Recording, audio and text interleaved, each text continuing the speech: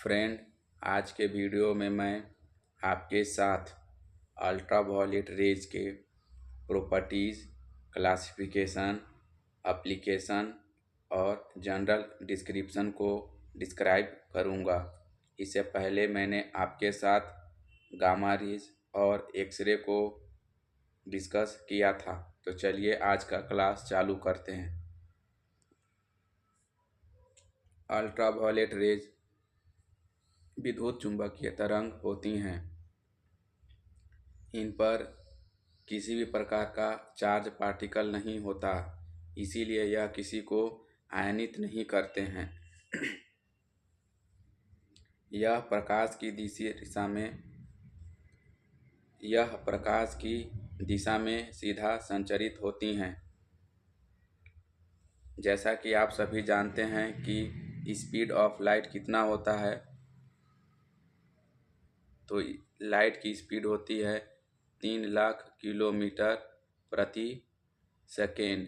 तो यह उसी दिशा में इतना ही स्पीड से ट्रेवल करती है।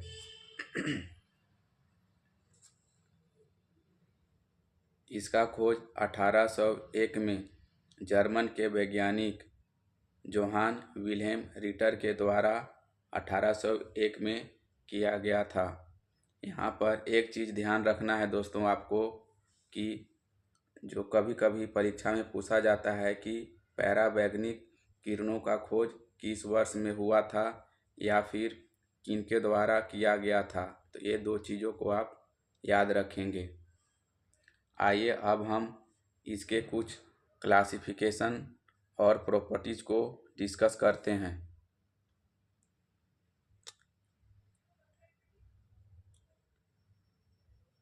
पराबैंगनी किरणों का तरंगदैर्घ्य विजिबल लाइट से थोड़ा कम, यानी कि सबसे नज़दीक में बैंगनी करण होता है, यह बैंगनी कलर से थोड़ा कम, लेकिन एक्सरे और गामा पार्टिकल से थोड़ा ज़्यादा होता है। वेवलेंथ 100 आर्मस्ट्रॉन्ग से लेकर के 4000 आर्मस्ट्रॉन्ग तक होता है। अगर हम इसे 10 के घात में प्रदर्शित करें तो यह लगभग 10⁻⁻8 मीटर से लेकर के 10⁻⁻6 मीटर तक होता है। वहीं इसकी फ्रीक्वेंसी 7.5 × 10⁻14 हर्ट्ज़ से लेकर के 3 × 10⁻16 हर्ट्ज़ तक होता है। इलेक्ट्रोमैग्नेटिक वेव्स है, इसलिए अल्ट्रावायलेट रे क्या होता है कि यह वैक्यूम में भी ट्रेवल कर सकता है। इसे ट्रेवल करने के लिए सॉलिड लिक्विड गैस की ज़रूरत नहीं है। आइए अब हम इसकी भेदन क्षमता यानी कि पेनेट्रेशन कैपेसिटी देखते हैं। अल्ट्रावायलेट रेज की पेनेट्रेशन कैपेसिटी यानी किसी चीज़ को भेदने की क्षमता, उससे पार जाने की क्षमता एक्सरे और गामा किरणों की तुलना में कम होती है। फिर भी यह कुछ थिकनेस जैसे कि क्वार्ट्ज क्रिस्टल वगैरह को आसानी से पार कर जाती है।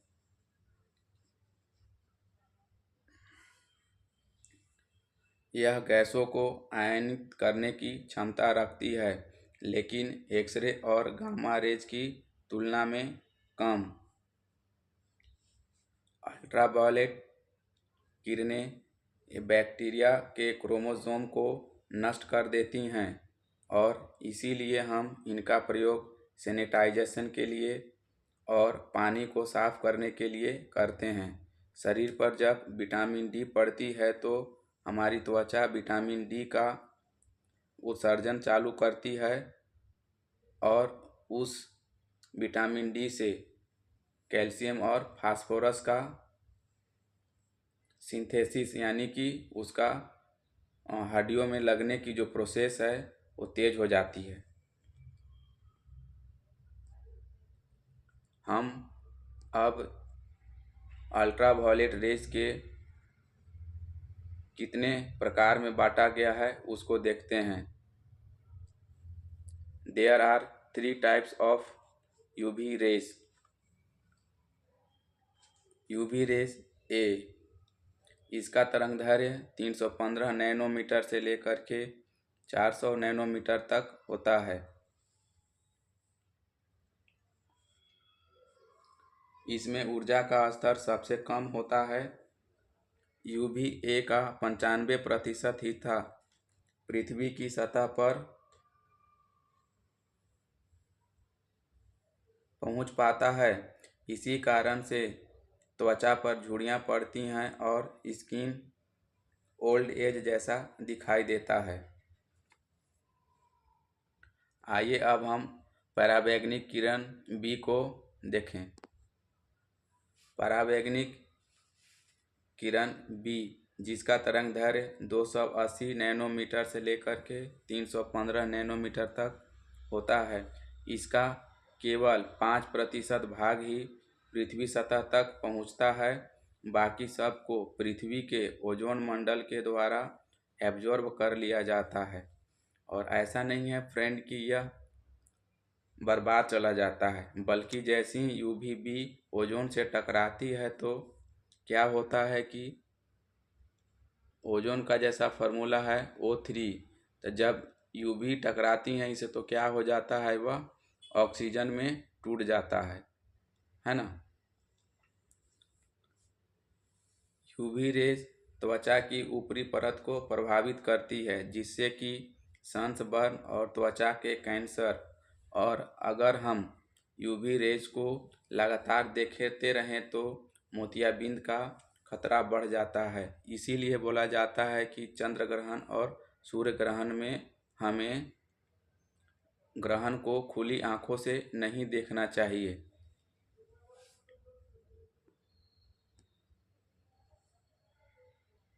अल्ट्रावायलेट सी, जिसका तरंगदैर्घ्य वेवलेंथ 100 नैनोमीटर से लेकर के 280 नैनोमीटर तक होता है, यह सबसे अधिक ऊर्जावान और खतरनाक किरणें होती हैं।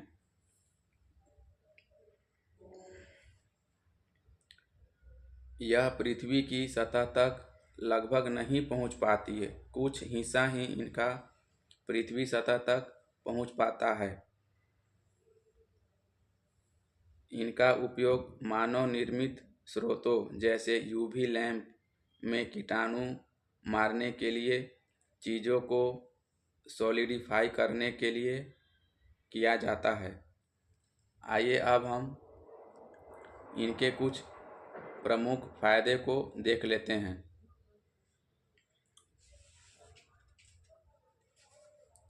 सबसे पहला और मेन है स्वास्थ्य और मानव शरीर के लिए फायदेमंद।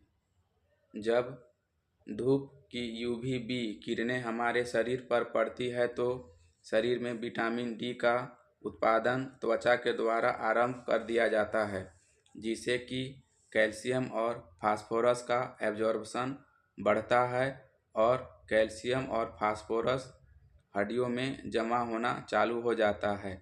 इससे हड्डियां मजबूत बनती हैं। अल्ट्रावायलेट रेज इम्यून सिस्टम को भी बूस्ट करने का काम करता है ना।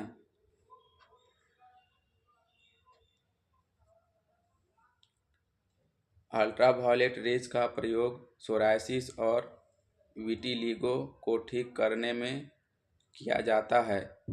अल्ट्रावायलेट रे त्वचा की अत्यधिक तेजी से बढ़ने वाली कोशिकाओं को नियंत्रित करती हैं, तो इसका प्रयोग हम फोटोथेरेपी के लिए भी करते हैं।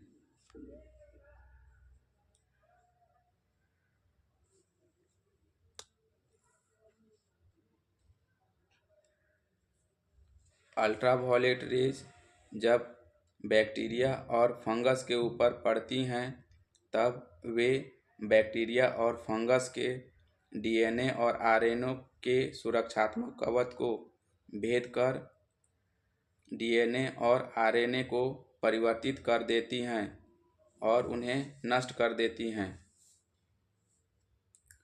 कीटाणुओं जेनेटिकली म्यूटेट होने के कारण अब वे अपनी संख्या नहीं बढ़ा पाते हैं, प्रजनन की क्षमता खो देते हैं। इस प्रकार से यूवी का प्रयोग कर हम हवा को साफ कर सकते हैं, पानी को साफ कर सकते हैं और वस्तुओं को, टूल्स टेकल को साफ सुथरा कर सकते हैं। तो हम इनका प्रयोग सैनिटाइजेशन के लिए करते हैं और आरओ फिल्टरेशन में इसका प्रयोग करते हैं। अब हम इसके औद्योगिक एप्लीकेशन को देखते हैं। तो इनका प्रयोग डॉक्टर के द्वारा आर्टिफिशियल दांत को कुछ समय में ही सुखाने के लिए किया जाता है। जब हम दांतों में मटेरियल फिलिंग कराते हैं, रूट कैनाल कराते हैं, तो आपने देखा होगा कि डॉक्टर उस पर हल्का सा लाइट बीम प्रोजेक्ट करते हैं। यह लाइट बीम यूवी होता है और वह सेमी सॉलिड मटेरियल को कुछ सेकेंड में सॉलिड कर देता है। इसका प्रयोग vehicle part, nail paint, painting ink को जल्दी से सुखाने में भी किया जाता है। अल्ट्रावायलेट रेज से हम फेक डॉक्यूमेंट का वेरिफिकेशन भी करते हैं। आपने देखा होगा कि पासपोर्ट आमतौर पर धूसर या धुंधला दिखाई देता है, लेकिन जैसे ही हम इसे यूवी चैम्बर में ले जाते हैं तो पासपोर्ट या डॉक्यूमेंट के ऊपर प्रिंटेड सीक्रेट कोड चमकने लगते हैं। इस चमक से ही हम पता कर पाते हैं कि डॉक्यूमेंट फेक है या ओरिजिनल है। यह कीटाणुओं के क्रोमोसोम को नष्ट करने की वजह से हम इनका प्रयोग एयर प्यूरीफायर में और चीज़ों को सैनिटाइज करने में करते हैं। नेल पेंट वगैरह को जल्दी से सुखाने के लिए भी हम यूवी रेज का प्रयोग करते हैं। अगर वीडियो आपको अच्छा लगा हो तो लाइक कर दीजिए और चैनल को सब्सक्राइब कर दीजिए। आप सभी का धन्यवाद।